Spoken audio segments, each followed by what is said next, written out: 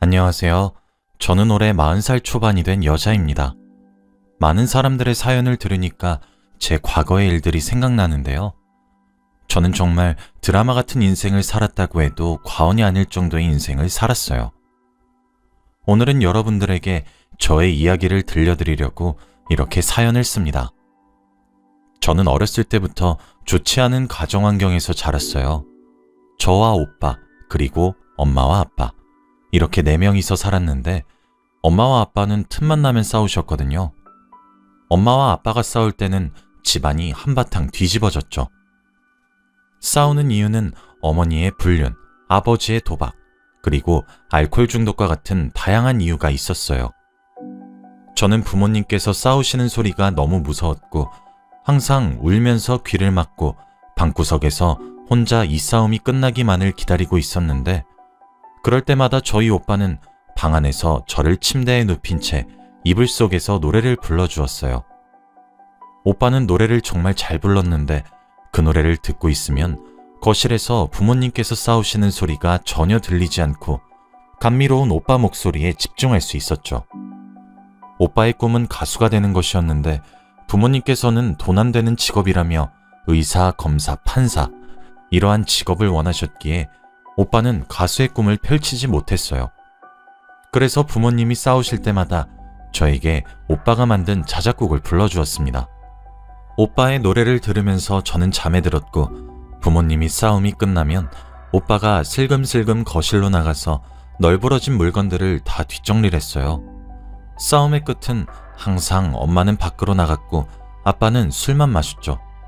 술을 마시는 아빠는 엄마가 나가고 나서 거실 뒷정리를 하는 오빠에게 화풀이를 했고 오빠에게 폭력도 가했습니다. 어렸을 때 저는 오빠가 아빠에게 반항 한번 하지 않고 맞고만 있는 게 너무 답답하고 한심했는데 지금은 얼추 오빠의 마음을 이해할 것 같아요. 저희 오빠는 저보다 너무 불쌍하고 안타까운 인생을 살았습니다. 저의 어릴 적은 이랬어요. 정말 다른 평범한 집들이 부러웠고 매일같이 졸업을 하자마자 이 쓰레기 같은 집구석에서 오빠와 같이 벗어나는 게 제 꿈이었거든요. 그런데 오빠는 저를 버리고 야반 도주를 했습니다. 그날도 여느 때와 다름없이 부모님께서 싸우시고 계셨고 오빠는 저에게 방 안에서 본인의 자작곡을 불러주며 저를 재우고 있었죠. 그런데 제가 잠에 들려고 할 때쯤 오빠가 저에게 수연아, 오빠 곧 돌아올 테니까 딱 100일만 기다려줘.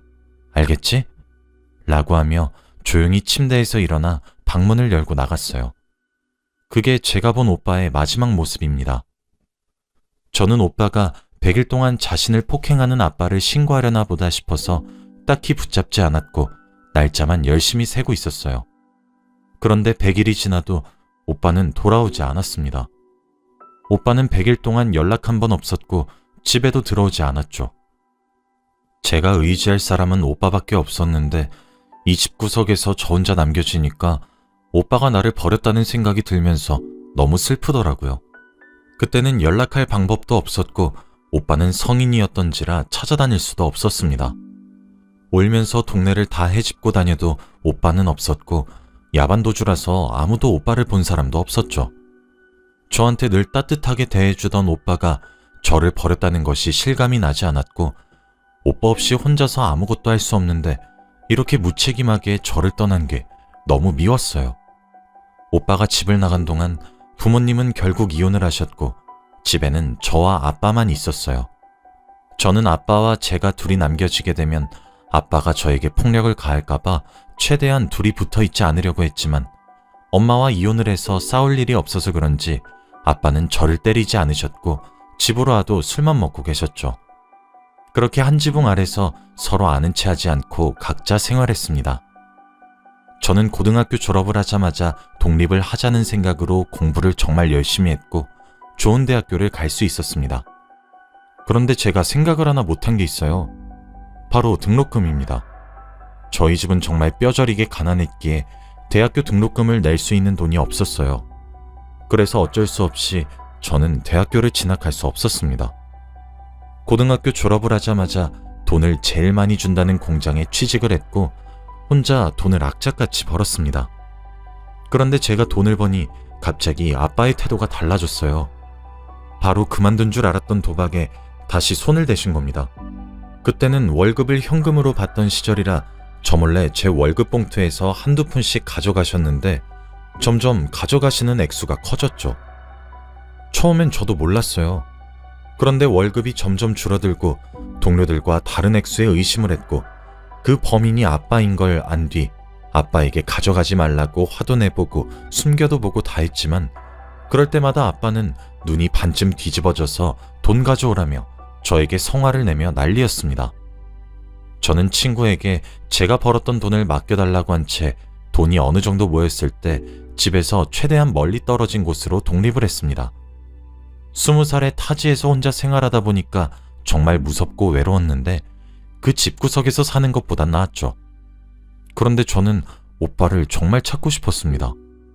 그때는 경찰이 제 말을 들어주지 않았고 저를 정신병자 취급을 하면서 내쫓기만 했고 오빠 친구들은 제가 하나도 몰랐기에 소식을 들을 수도 없었죠.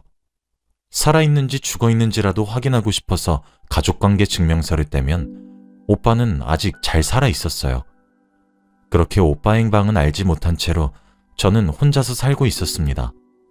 혼자 사니까 이불 속에 들어갈 때마다 오빠가 예전에 불러주던 노래가 생각이 계속 나서 오빠가 너무 보고 싶었습니다. 매일 밤마다 제발 오빠를 만나게 해달라는 소원을 빌며 잠에 들었죠. 그렇게 한 몇 년이 흐른 것 같아요. 그동안 저는 직장에서 정직원으로 전환도 되었고 여유도 조금씩 생겼습니다. 그리고 딱 한 가지의 변화는 바로 남자친구가 생긴 거였죠. 정말 다정하고 멋진 사람이었는데 저의 모든 집안 사정을 알고도 저를 보듬어주는 사람이었습니다. 저희 가정환경이 늘 저의 흠이라고 생각해서 매번 숨기고 다녔는데 이 사람은 제 과거를 듣고 그동안 많이 힘들었겠네 라고 하면서 자기가 눈물을 흘리더라고요. 제 이야기를 들으면 하나같이 저를 이상한 눈초리로 보는데 이 사람은 뭔가 달랐습니다. 늘 공감해주고 격려해주면서 의지가 되어주는 사람이었죠. 그런데 이 사람은 또 부유한 가정환경에서 자랐는데 호화로운 주택과 가정부가 여러 명 있는 그런 집이요. 다들 아시죠? 자신을 태우는 차가 따로 있고 마당도 아주 넓은 그런 집에서 살았어요. 이런 부잣집 도련님이 저 같은 여자를 좋아해준다는 게 정말 신기했습니다. 아무튼 저와 남자친구는 정말 열심히 연애했고 서로밖에 눈에 들어오지 않았어요. 이 사람과 몇 년 동안 연애를 했는데 저에게 대뜸 프러포즈를 하더라고요. 저는 이 사람의 아내가 될 그릇이 되지 않는다는 걸 저도 알고 있었고 분명히 남자친구 집안에서 반대가 굉장히 심할 거라고 생각했어요. 그래서 처음에는 반대를 했습니다. 이 사람에게 제 속내를 다 이야기했지만 남자친구는 자신의 뜻을 굽히지 않았고 자기만 믿으라며 결혼을 하자고 하더라고요. 지금까지 너무 힘들게 살았으니 이제부터는 평생 손에 물 한 방울 묻히지 않게 해주겠다고 하면서요. 솔직히 그 말에 저는 너무 흔들렸고 몇십 년 동안 쉬는 날 없이 돈만 벌었던 제 자신이 너무 불쌍해서 이제는 조금 쉬고 싶다는 욕심이 생겨서 프로포즈를 받은 것 같아요. 그런데 제 인생에서 휴식은 정말 욕심이었어요. 남자친구네 부모님의 반대가 너무 심했어요. 당연히 이해합니다. 집안에 하나밖에 없는 아들이 이런 환경에서 자라온 여자와 결혼을 하겠다고 하는데 얼마나 속에 천불이 나시겠어요. 그런데 제가 집에 인사를 드리러 가니 저에게 악담을 내뱉으셨습니다. 저의 불우한 가정환경을 듣고 나서 저에게 엄마랑 아빠 둘 중에 한 명이 이상하니까 이혼했다는 거 아니니? 그럼 넌 그 유전자를 받았으니까 너도 이상하다는 거잖아. 어디서 너 같은 애가 우리 아들을 넘봐? 사람은 비슷한 사람을 만나야 하는 법이야. 이 결혼 절대 안 돼! 라고 하셨죠. 저는 평생 이런 말을 듣고 자랐기 때문에 타격이 없었지만 남자친구 부모님이 이 말씀을 저에게 하시니 정말 슬프고 자존감이 바닥을 치더라고요. 부모님이 이상하다고 저까지 이상한 사람 취급하는 건 너무 속상했습니다. 남자친구는 이 말을 듣고 자기가 불같이 화를 내면서 어머니, 아버지, 수연이 그런 사람 아니에요. 제가 수연이 만나기 전에 어머니, 아버지가 소개해주시는 부잣집 여자들 다 만나봤지만 수연이만큼 진실함이 없었어요. 수연이랑 몇 년 만나면서 정말 많이 배우고 깨달았다고요. 결혼 허락해주세요. 라고 했지만 그분들의 마음을 돌릴 수 없었죠. 남자친구 어머니는 큰 소리를 내면서 남자친구에게 화를 불같이 내셨는데 갑자기 화를 내시다가 뒷목을 잡으시고 쓰러졌습니다. 거기에 있던 모든 사람들이 다 놀랐고 가정부들과 남자친구 아버지는 어머니를 데리고 방으로 들어가셨죠. 그때 남자친구가 저에게 사실 우리 어머니가 병이 있으셔. 이렇게 갑자기 화를 내시고 혈압이 오르시면 쓰러지셔. 라고 하더라고요. 저는 식사 자리가 끝나고 집을 데려다준 남자친구에게 헤어지자고 했습니다. 갑작스럽게 이별을 통보받은 남자친구는 왜 그러냐고 물었고 저는 어머니도 아프신데 우리 이제 여기서 그만하자. 오빠, 나보다 더 좋은 사람 만나. 이게 오빠와 나를 위한 길이야. 라고 했죠. 오빠는 집안과 연을 끊을 테니 부모님 말 무시하고 둘이서 살자고 했지만 저는 그게 더 잘못된 행동이라고 말하고 집으로 돌아왔습니다. 집에 와서 저는 펑펑 울었어요. 현관문을 세게 두드리면서 오빠는 수연아! 수연아! 오빠랑 얘기 좀 해! 라고 했고 저는 열어주지 않았죠. 그렇게 남자친구와 저의 인연은 끝이 났습니다. 매일같이 울면서 잠에 들었고 다음날 일어나면 똑같은 일상을 반복했죠. 남자친구와 헤어지고 몇 주가 지났는데 예정일이 지나도 생리를 하지 않았고 밥을 먹는데 헛구역질이 나오더라고요. 그 순간 설마 하는 생각이 들어서 바로 임신 테스트기를 해보니 임신이었습니다. 제가 남자친구의 아이를 가져버린 거예요. 정말 눈물이 났습니다. 이미 헤어졌고 이 아이 때문에 오빠를 다시 만나면 양심이 없다고 생각했어요. 그렇다고 저 혼자서 아이를 감당하기에는 경제적으로도 너무 힘들 것 같았죠. 그래서 깊은 고민에 빠졌습니다. 제 주제에 아이를 키우는 건 사치라고 생각하던 찰나에 아이 초음파를 보는데 그만 아기 심장 소리를 듣고 말았어요. 순간 이 아이를 놓치면 이 심장 소리도 더 이상 들을 수 없겠구나 하는 생각이 들더라고요. 결국 저는 혼자서라도 아이를 낳아 키우기로 결정했어요. 여자 혼자서 아기를 키우는 건 정말 힘들다는 거 저도 잘 알았습니다. 그런데 아기의 심장 소리를 들으면 복잡한 감정들이 사르르 녹아내렸습니다. 그리고 이 아기가 제 인생에 행복을 줄 것만 같았거든요. 저는 열심히 태교도 하면서 출산 준비를 했고 일은 잠시 쉬었어요. 일을 쉬는 동안 전 남자친구에게 소식을 전할까 고민도 했지만 그래도 지금쯤이면 다른 여자를 만나서 행복하게 살고 있을 것 같았기에 그 사람에게 피해가 갈까봐 일부러 말을 하지 않았어요. 그렇게 저는 홀로 아기를 출산했습니다. 아이는 아들이었는데 정말 장군감이었어요. 출산을 하고 간호사가 아이를 안겨주시는데 눈물이 멈추질 않더라고요. 인생의 대부분을 혼자 살았던 저에게 가족이 생겼다는 것이 믿기지 않았습니다. 그렇게 아이를 낳고 정말 힘들게 혼자서 육아를 했던 것 같아요. 부부 둘이서 해도 힘들다는 육아를 혼자서 하는데 정말 죽는 줄 알았습니다. 그런데 다행히 저희 아들은 다른 아기들보다 많이 울지 않았고 커가면서 저에게 도움을 많이 주더라고요. 그렇게 저희 아들은 초등학생이 되었습니다. 아이는 또래와 다르게 말도 잘하고 반항 하나 없이 자라주었고 엄마인 제가 아들에게 의지도 많이 했습니다. 정말 친구처럼 같이 사니까 행복하더라고요. 이 금쪽 같은 아이를 키우기로 마음먹은 걸 참 잘했다고 생각했습니다. 아이가 커갈수록 돈 드는 곳도 많고 일을 더 많이 해야 했지만 과거보다는 너무 행복했습니다. 아들은 공부도 열심히 하고 밥도 혼자 잘 차려 먹으면서 제가 힘들다는 것을 다 알고 있었어요. 아빠가 없어도 왜 없는지 물어보지 않았고 혼자서 척척 잘하는 아들이었죠. 그렇게 초등학교에 보내니 돈이 정말 술술 나가더라고요. 학용품도 사야 하고 옷도 사야 하고 정말 힘들었는데 학교에서 또 학급비를 내야 한다고 하더라고요. 그런데 시중에 있는 돈은 없었기에 아들 담임선생님께 전화해서 하루만 미뤄달라고 했습니다. 다행히도 승낙해 주셨고 회사에 출근해서 가부를 받았죠. 그런데 그날 학교를 갔다 온 아들이 담임선생님께서 자신의 학급비를 내줬다고 하는 겁니다. 저는 너무 놀라서 개인적으로 연락을 드렸지만 답장이 없으시더라고요. 전화도 받지 않으시고 문자도 답장이 없으셔서 일주일 후 학부모 참관 수업이라서 그때 얼굴을 뵙고 돈을 다시 드리려고 했습니다. 원래는 일이 바빠서 참관 수업에 가지 않는데 그날은 회사 반차를 내고 갔더니 저희 아들이 너무 좋아하더라고요. 그때 앞문으로 담임 선생님이 들어오시는데 저는 담임 선생님의 얼굴을 보자마자 놀라서 아무 말도 할 수 없었습니다. 바로 저희 아들의 아빠인 전 남자친구였거든요. 저는 입이 떡 벌어진 채로 그 사람을 응시하고 있었고 그 사람은 제가 올 걸 알았는지 눈이 마주쳐도 당황하지 않더라고요. 정말 시간이 어떻게 흘렀는지 수업은 귓속에 들리지도 않았고 자리를 박차고 나가고 싶었습니다. 그치만 아들이 저렇게 좋아하니 나갈 수 없었죠. 수업이 끝나고 학부모와 학생들이 모두 하교한 후 저는 아들 담임 선생님에게 갔습니다. 저희 아들은 잠시 친구들과 학교 운동장에서 놀게 하고 교실에는 저와 전 남자친구 둘이 있었죠. 저와 그 사람은 앉은 채로 아무 말도 할 수 없었습니다. 정적인 상태로 몇 분이 흘렀고 그 사람이 먼저 말을 꺼내더라고요. 내 아들 맞지?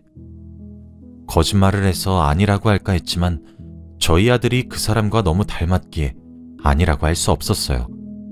저는 고개를 끄덕였고 그 사람은 한숨을 푹 쉬며 왜 자기한테 말 안 했냐고 하더라고요. 다른 사람 만나고 있을 것 같았고 아이 때문에 다시 가는 건 양심 없는 짓이라고 생각했어. 수연아, 나 너랑 헤어지고 그 길로 집 나왔어. 다른 여자 한 번도 만난 적 없고 교사도 혼자 임용고시 쳐서 부모님 도움 없이 된 거야. 그런데 우연히 우리 반의 엄마가 너인 걸 알게 된 거고. 그렇게 전 남자친구와 저는 그동안 어떻게 살았는지 이야기를 나누며 연락을 하기 시작했습니다. 아들에게 아빠인 티는 절대 내지 않기로 했고 아이가 조금 크고 받아들일 수 있을 때 이야기하자고 했어요. 그렇게 저는 남자친구와 조금씩 연애 초창기의 기분도 물씬 내면서 행복하게 살고 있었죠. 당연히 아이가 눈치채지 못하게 연애했고 그 사람도 학교 생활하면서 아이에게 절대 티내지 않았어요.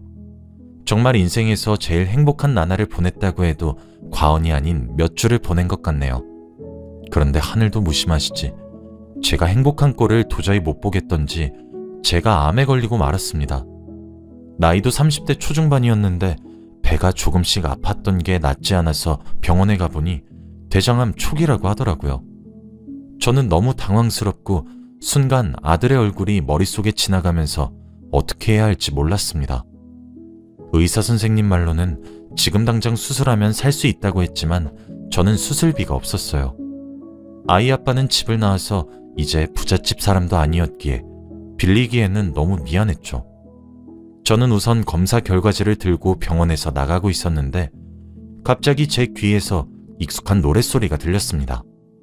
그 노래를 듣자마자 눈이 크게 떠졌고 노래가 들리는 곳으로 따라갔어요. 노래를 부른 사람의 얼굴을 보자마자 저는 눈물이 흘렀어요. 몇십 년 전에 사라진 저희 오빠가 거기에 있었거든요. 오빠는 의사 가운을 입고 환자들에게 노래를 들려주는 작은 행사에서 어릴 적 저에게 들려주던 자신의 자작곡을 부르고 있었죠. 저는 곧 죽을 때가 돼서 헛것을 보는 건가 싶어 두 눈을 비비고 다시 보았지만 오빠가 확실했습니다. 그때 노래를 부르고 있던 오빠와 저는 눈이 마주쳤고 오빠는 노래를 갑자기 멈추고 무대 위에서 얼었죠. 저는 울면서 오빠를 바라보고 있었고 오빠도 울면서 저를 바라봤습니다.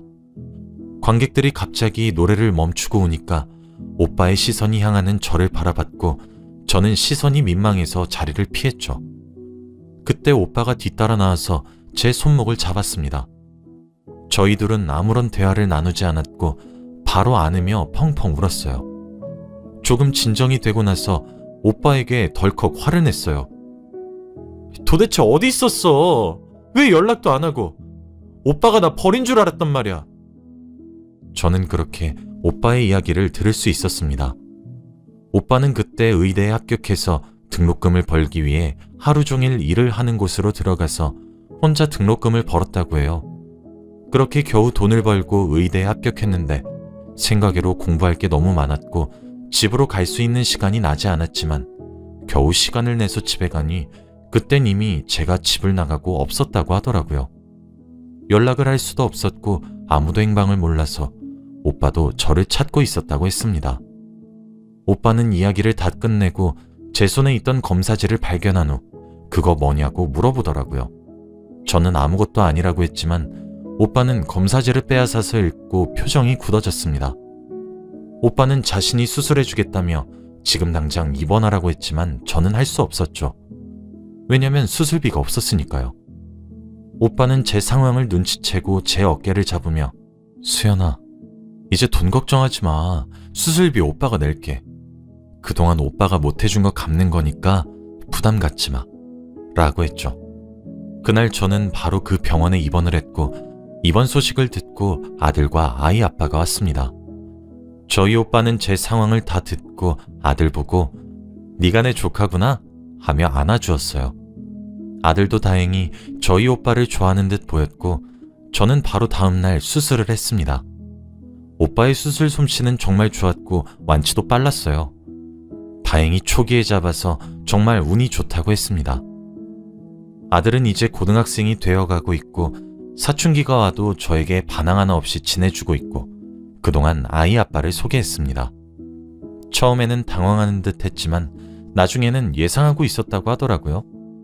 아이 아빠인 건 몰랐지만 저와 그 사람이 연애를 하고 있다는 건 눈치채고 있었다고 합니다. 정말 아이 눈은 속이지 못하네요. 지금은 아이 아빠와 저는 늦은 결혼 준비를 하고 있고 아들도 적극 찬성하고 있어요. 제가 행복하면 자기도 좋다고 하면서요. 정말 아들 하나는 잘 낳은 것 같아요. 지금 생각해보면 정말 드라마 같은 인생을 살았던 것 같아요. 불우한 가정환경 속에서 자랐지만 지금은 너무 행복하네요. 이 행복이 끝나지 않았으면 좋겠습니다. 여러분들도 지금 힘들다고 포기하지 마시고 꼭 악착같이 버티면서 살다 보면 언젠간 행복할 날이 올 거예요. 제 이야기는 여기까지예요. 들어주셔서 감사합니다.